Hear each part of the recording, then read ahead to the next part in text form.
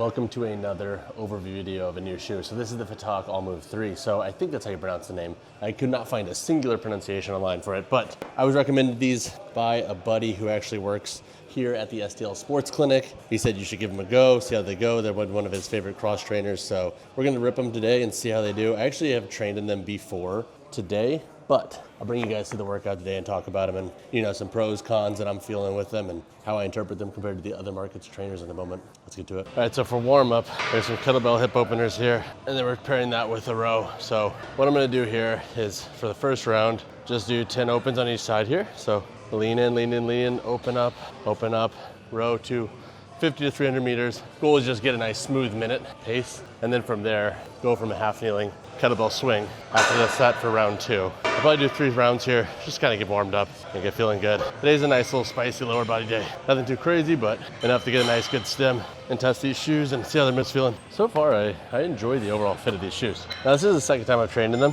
so I do have a little bit of exposure to them, but they feel good from the jump. There's not a long break-in period. I figured with the thicker stack height and thicker insole, it'd take a little bit longer, but honestly not too shabby. And they lock into row as well. The heel doesn't feel too chunky to get in the way, which is nice because obviously with a shoe that's built a bit more geared towards CrossFit, you want to make sure that the heel locks in well. But there's an overall fit standpoint, guys. They look pretty damn great. So we're at about a minute.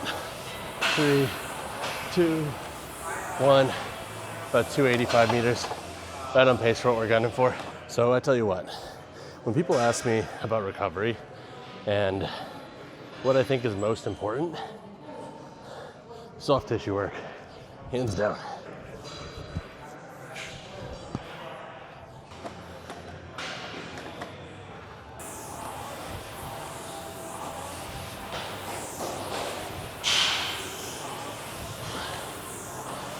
All right, so the primary lift today is trap bar beds. We have a 2x8, 2x6. 2x8, we have at like 6-7 RPE, so relatively light. Goal is just movement quality. And then we ramp it up for the 2x6. So still warming up. Feeling good though. I forget how awesome trap bars can be for just to get in a nice little back and lower body stimulus without going too crazy. Oh, just feels good to take a break from the barbell, to be honest here. And the sense of pulling. So for my sets of 8, I'm sticking at 275 and just trying to get some good movement quality in.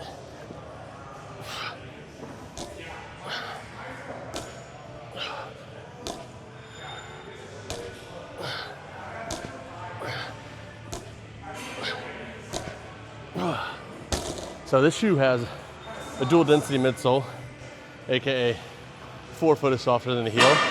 It feels most similar to like the density of the Nano X5, whereas you also have a contrasting dual density midsole in the drop set 3 where it's a lot more stiff on the heel. This model is not that way, so there's a little bit of give to it. So I personally like it because despite being a little softer, despite being dual density, I think it just gives it a better feel, more athletic fit and vibe when you're training. So when you think dual density, don't think drop set 3, think more Nano X5. This is a fellow Jake at the gym. Jake just bought a pair of the Oatmeal BP Savage 1s, and they look freaking clean. How do you like them? They're really comfortable, comfortable to walk in surprisingly with this bottom being a little bit stiffer than I'm used to. Innovate F-Flies.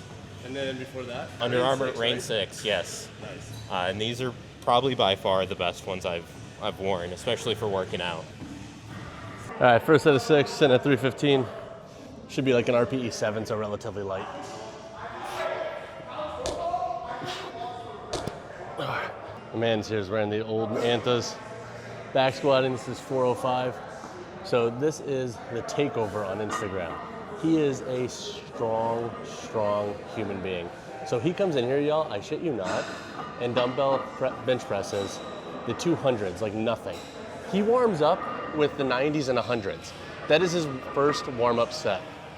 It's actually insane. And then he has people on his comments always, fake weights, fake weights. I can verify that he's pressing the 200s like nothing. This is 405 on the bar, y'all. Just so we're all on the same page here. It's crazy. Absolutely crazy. Last set, so Platform in this feels pretty good. Now I will say there's a big taper here through the toe box, so it's not overly tight for, you know, the E to double E with foot and the dogs that I have, but you definitely feel the pressing here in the material. Like my pinky toe is against it, but honestly, I feel like because this sidewall comes up, it kind of like cradles the foot. So if you're in the width of the shoe that works, I feel like you're gonna feel nice and hugged. But for my wide feet out there, you might want to be a little bit concerned.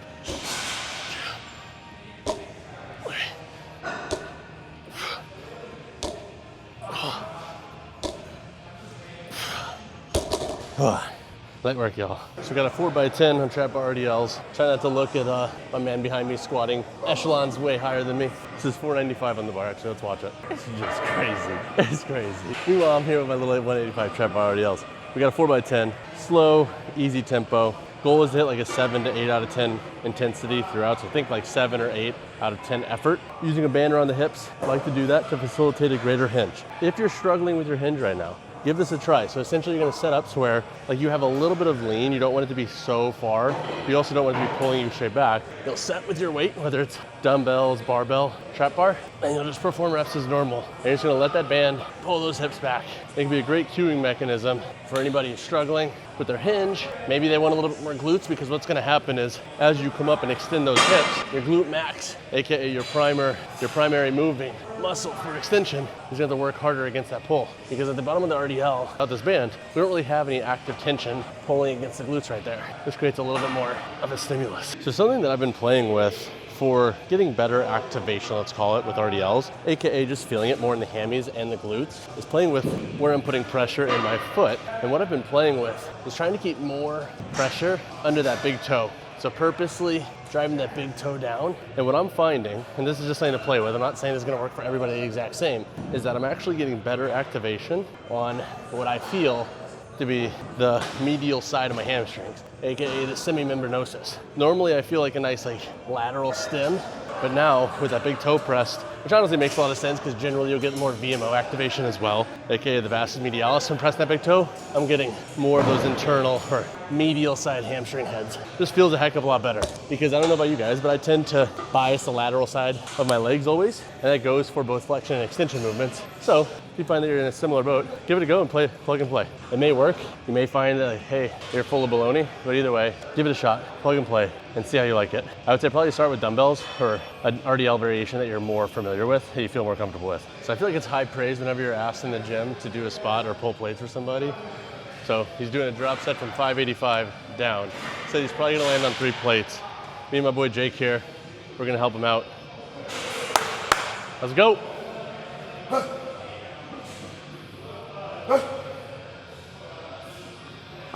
It's just insane. This is my max deadlift, everybody. My all-time max deadlift. Let's get it, brother. Come on, come on. Let's go. Beautiful 3-step walk out.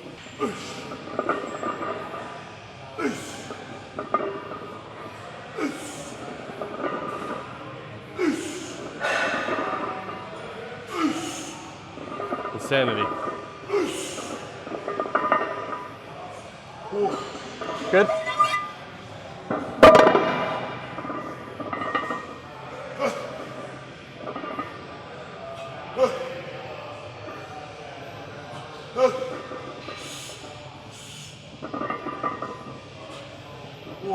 Ready, Jake?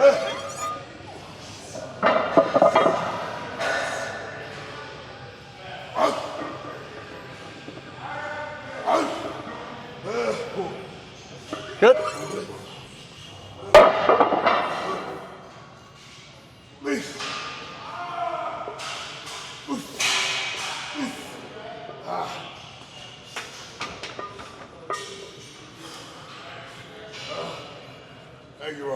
All right, so final 4 exercises. Dumbbell snatch, 5 reps on each side. Farmer's carries for 30 meters. Glute bridge marches for 20, and then a minute-long higher effort run. So after the run, it's rest a minute. Everything else is run as an EMOM. So basically EMOM everything, and then whenever you finish the run after a minute, you're taking that full minute rest. So it should be just about 20 minutes of full work. Let's go.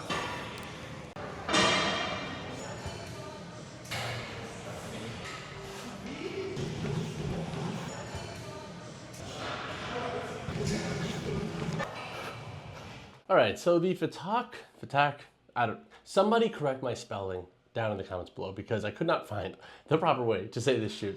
But the AllMove 3, some pros, some cons to keep in mind with this shoe. So the first pro that comes along with this shoe is if you like a shoe that gives you a very locked in feeling and having a bit more of a platform to train on, I think this could be a good option to go with. So the sidewalls on this shoe come up pretty high for where this foot sits. So the foot sits into this model. So I would say you have about like a centimeter of material here to help kind of wrap that foot. It gives you a much more like platformed feel. Now, that might not always be the best for somebody who's doing a lot of multi-directional movement and you want a shoe that rolls with you. But if you like having more of a shoe that has that kind of like slap or like that nice clap to it when it hits the ground and it's nice and stable, that would definitely be a pro that I could see folks liking with this shoe. The second thing I like with the shoe is the D-density, dual density midsole. So the forefoot is a little bit more plush as mentioned, then we also have a more stable heel, and we also have a TPU shank in the middle of this shoe. So when it comes to just overall feel, honestly, I thought the forefoot felt pretty good. On runs, it is soft enough to where if you're doing short jaunts on like a treadmill or a curved treadmill, you should be okay. But then also the heels back here, it's not so dense to where it's overly uncomfortable like the Metcon 10 or the Dropset 3 when it comes to just impact. So it's a nice, like, I would say happy medium of blending both of those things together. And so I mentioned this in my training section, but it kind of reminds me of the Nano X5's dual density midsole where it is a little bit softer and stable, but not so stable to where it's overly uncomfortable. So I do like that with this shoe. It gives you a nice blend of stability and versatility, and that midfoot shank I think also helps contribute to that nice platform feel I just mentioned in my first pro. The third pro that I could see folks having with the shoe is if you have a medium width foot and you like a little bit of arch support, I think you're gonna like this shoe a lot. It's gonna fit your foot anatomy really well. Like as you can see, it does have a pretty aggressive taper here, and then you also have a nice beefy sidewall. This gives you additional support. So if you love those two things in your shoes and you have that D or even E width foot or narrower foot, that's where I think the AllMove 3 will make a lot of sense. I don't think this shoe is going to be the best pick for flat feet and super wide feet, so think like 3E, 4E plus foot widths, but if you fall in those narrower ranges, this is going to feel awesome on your feet. The fourth pro that I have with this shoe is the outsole tread. It grips really well. I have yet to have issues with the grip in this model, and I'm a fan, so if you are somebody who's buying this for just general workouts or dedicated CrossFit training, this model's grip shouldn't be an issue for you. And then my fifth pro with this shoe is that you get two different insoles. So you get this insole here that is a little bit more stable through the midfoot and to the base of the heel. This is for a little bit more of your dynamic and strength focused sessions, and then you also get this insole, which is your traditional foam. Both these insoles I thought felt pretty good on the foot. Now that said, I do feel like it's kind of overkill for most individuals in my opinion. I think most will likely just resonate with the softer feeling insole and just use that for everything. I didn't necessarily notice a massive lack in stability with this, but I guess if you're getting super heavy one day and you want max stability in your training shoes, that would definitely be a perk. Now, a couple of cons that I could see folks having with this shoe is number one, it does have that platform feel. As much as it's great for giving you a nice feel of stability and lockdown, if you're doing a lot of movements where you're gonna be like going laterally and really rolling through that shoe, this could be problematic. Oftentimes what I find is with shoes like this that have that very platform feel, it just kind of has that more clunky feeling regarding letting your foot roll and feeling very athletic. So definitely some food for thought there for anybody who trains like that. Granted, if you're a CrossFit athlete, that's likely not gonna be a big issue for you, but for my athletic focused individuals out there who are looking into a shoe for that, I would definitely keep that in mind. The second con that comes along with the shoe is that it can be kind of pricey with the shipping tacked on. So with this shoe, it has to get shipped overseas. It is an additional, I paid $19.90 I think for shipping, plus the $160 price point. I ended up being $180 in the whole for the shoe. So it's definitely a more expensive training shoe out there. Similar price to the On Cloud Pulse Pro. So I guess it's not that crazy when we look at the landscape of shoes and just how expensive they've gotten, but definitely not the most budget friendly shoe out there. And then the third con that I could see folks having is, look, if you have a super blocky forefoot and you want maximal toe splay room, or if you like having less sidewall for your midfoot and your arch to just kind of flatten and do its thing, that would definitely be something to consider with this shoe as well. And then my fourth and kind of knock, and this is just like a personal knock for me, is I don't necessarily love how high the sidewall comes up. It feels good with training, but from an aesthetic standpoint, I feel like it kind of brings down the shoe a little bit. It also could just be my colorway, but it almost looks like it's super short with the upper, and then this is super, super high stack height. Like somebody in the gym goes, oh, you're wearing platform shoes today. And I understand what they mean. Like granted, obviously that's not the case because you're sitting into the shoe. But from an aesthetic standpoint, I do think that's a knock on this model. And again, aesthetics don't make or break performance, but it is something to consider if you're dropping 180 for a training shoe. And then when it comes to the sizing of this shoe, if you're a D or narrower foot width or even E, maybe 2E foot width, you should be safe going true to size. If you want a little bit of extra room at the forefoot, go up a half size. These size EU on the sides, so you'll have to do a US to EU conversion. I am a size 10 US min, and I size true in most companies' size 10s. I went with a 44 EU, which generally converts to a 10 US. That is what the tongue says here as well. And these fit pretty true. Again, they do have a slightly narrower forefoot, but from a length and just overall width, they do feel pretty true to size, and I wouldn't necessarily want to go up a half size for my foot needs in these. So that said, narrow, medium, and slightly wider feet, go true to size. You'll have to do some sizing conversions most likely, and if you're worried about your foot width, you don't necessarily know if you're DE, etc., and you're worried about this getting shipped overseas, etc., grab a piece of paper, put it against the wall, stand on that piece of paper, put your heel against the wall, trace your foot, and then measure the widest part of your forefoot, and then cross-reference that with width guides. And that will give you an idea of what your foot width is, so you can be a little bit more strategic with your shoe purchase. But to wrap this video up, the AllMove 3, honestly a pretty solid shoe. I could see where this shoe is going to excel for certain CrossFit athletes, especially those who have certain preferences with their stability and the feel of their shoes, and with different things like arch support and the overall width of shoes. But if you have additional questions on this model in the meantime, before I roll out my full review, drop a comment down below or reach out to me personally, whichever you prefer. And as always, y'all, drop a like on the video, subscribe to the channel. I'll see you guys in the next one.